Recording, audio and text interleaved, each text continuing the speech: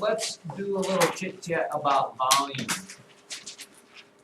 And we're not talking about how loud your iPad or iPod is with volume. We were talking about what? In math, volume is, Caleb, volume is what?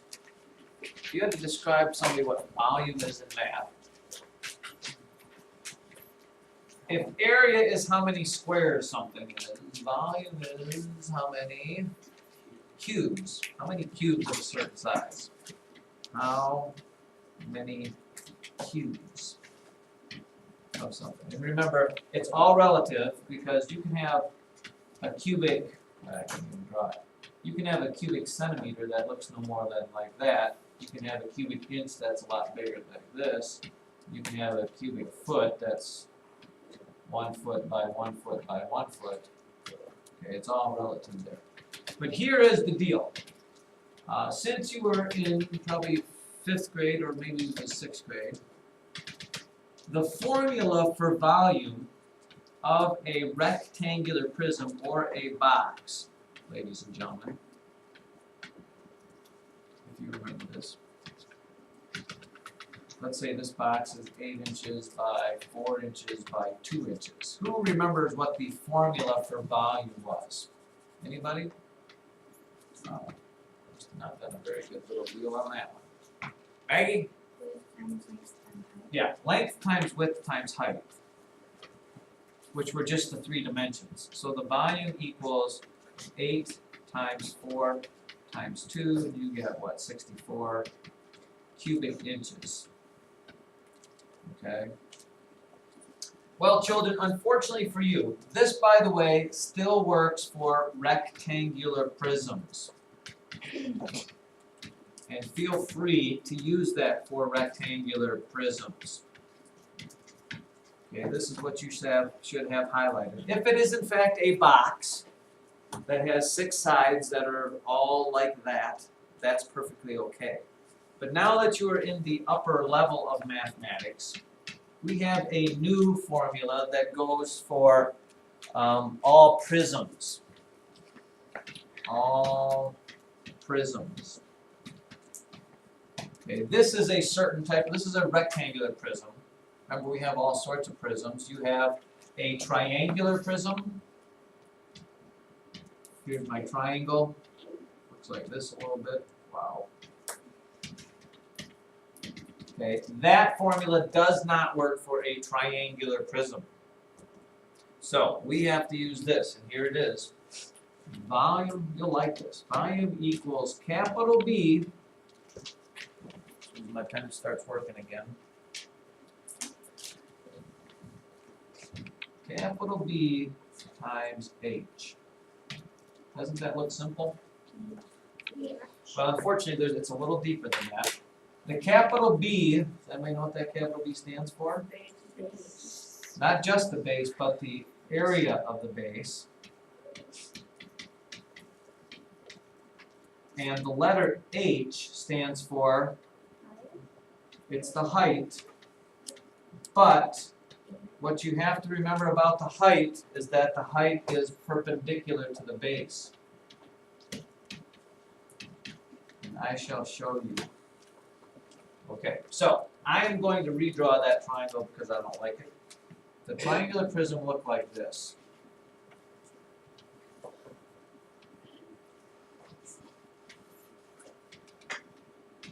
I'm going to put some dimensions on it.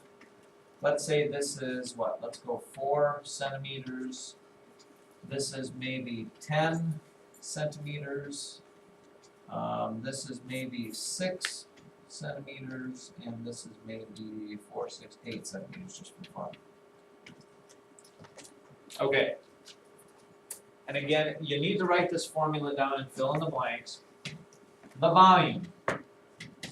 The first thing we have to figure out is what is the base? Because I have to find its area. To which I don't see a whole lot of responses here. What is the base, Ryan, and how do I know? 40 centimeters because 4 times 10 is 1. Gosh, I wish you were right. And I don't know if we've talked about... 40 centimeters squared.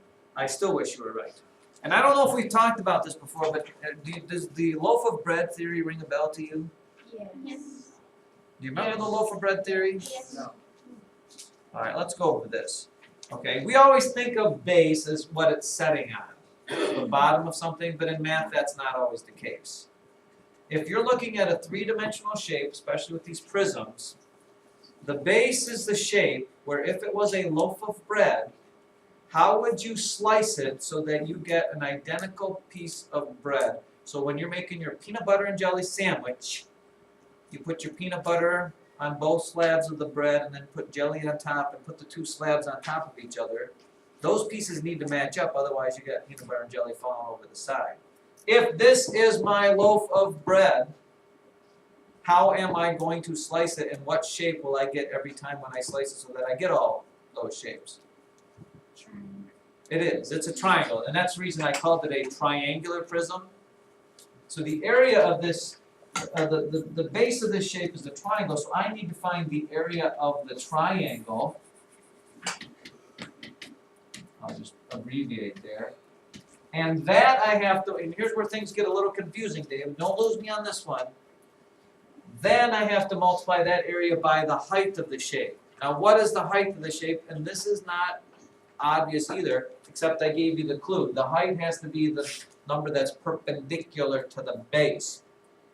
If you took this shape and set it on its base, how tall would it be? Maggie? How many? 4. If I take this, wait, I see a visual. I don't know if I have a right one, but I have this one. Let us pretend, children. Here is my triangular prism. It's sitting like this. If, and the base is this triangle, let's do it like this. If I turn it and set it on its base, how tall is it going to be? The line that is perpendicular, that forms a right angle to the base, makes it what, Alex? 10 centimeters. 10. So I know I'm going to find the area of the triangle, and then I'm going to multiply that by 10. And we know the area of a triangle is 1/2 base times height. And this is confusing because the base and the height of the triangle are not the base and the height of the shape. You have to now just think about the triangle that looks like this. Here's my triangle. I'll redraw it. It is 4 and 6 and 8. What is the base and height of that triangle? Two lines form the perpendicular lines on the triangle. Logan, it's 4 and 6. So I'm going to multiply 1/2 times 4 times 6, and then that answer is going to get multiplied by 10, because that's the height of the shape. So I end up with what? 4 times 6 is 24, half 24 is 12, 12 times 10.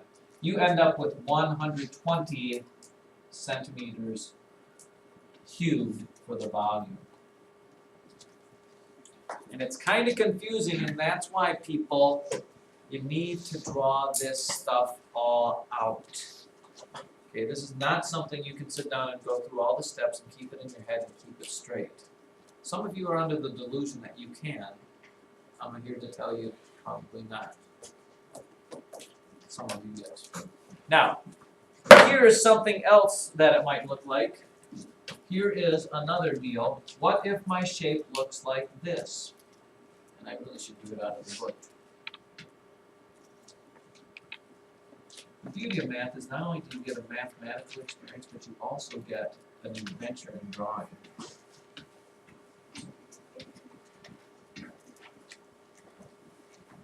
Let's see what we saw this here. 12, 12, 12, 12, 15, like it can be 15, 20, and 10. And you are asked to find the volume. Let's say this is all feet, just for ease of sake. Those aren't ones, those are slash marks. Okay, you are asked to find the volume. Let's walk this through in short baby steps. The first thing I'm going to do when I come across this problem is, Cabran, Write down the formula. before the formula comes, sketch the shape. All the dimensions, everything else. Then, Karan, comes the formula. Now, okay, this is not a length times width times height problem because this is more than just a rectangular prism. This has a whole, actually this is a what? How many sides does this have? 1, 2, 3, 4. This is actually a hexagonal prism. It has 6 sides. So what is my formula I use? Brooke Kala?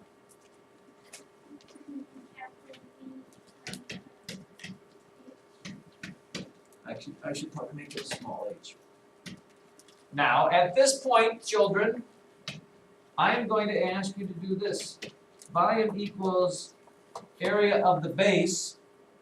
I'm going to say, what shape is my base? Loaf of bread theory. Cutting this thing, it'd be an awkward looking piece, but it's what piece is it going to be? Yeah, it's going to be this L shape. And I'm going to actually sketch it out.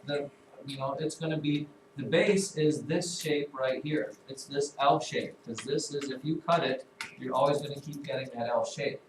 So it's the area of the base, and then right away, I'm going to have you say, what is the height of the shape? This one happens to be set on its base, so that makes it easier.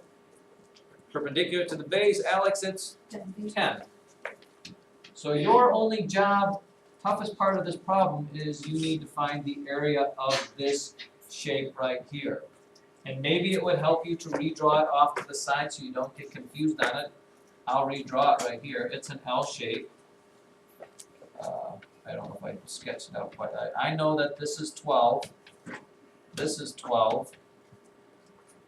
This is 15. And this is 20. Suggestions on how I'm going to find the area of that, Kayleen? What would you do? I would divide into 2. Where are we going to divide it? Give me a line. Cross, up and down, or sideways? Sideways. So cut it like this. Area of this piece here is 12 times 12, which everybody knows is 144. Area of this one is 20 times, what's this distance from here to here? 15 plus 12 is 27. 27 times 20, I know you can do this in your head. 27 times 20, Grace Watson, 27 times 20. You should always challenge yourself a little bit with this. Again, whatever, condone, whatever. 27 times 20, no, not 340. 540, yes. So the area of the base is going to be those two put together. 540 and 144 is what? 684? And this is where most people go wrong, children. They'll tell me the answer is 684 because they got so engrossed in all this problem, they forgot really what the big picture was. This was just part of the problem. You need to put that in over here, right here. 684 was the area of my base. I need to multiply that by my height, so the volume actually equals 6,840 feet cubed. And that's why you write this down, because otherwise, you just start doing things willy/nilly, you'll get to some of this part and go, oh, that's my answer, and you just won't ever go back to it. I thought that was a telling point. Again, the lack of class control. I want you to look right now at problem page 290. And right now, while I stand up here gazing about, I want you to do letter E on your paper exactly as you would do it on a piece of homework paper. Exactly. I will gauge whatever homework assignment is given based on what I see as far as your, you might want to, Taylor had a good idea. Maybe she says, maybe I should turn my paper around and use a big blank piece on the back just to make sure it looks good, but that's your call. Again, based on what I see, how happy you make me with what you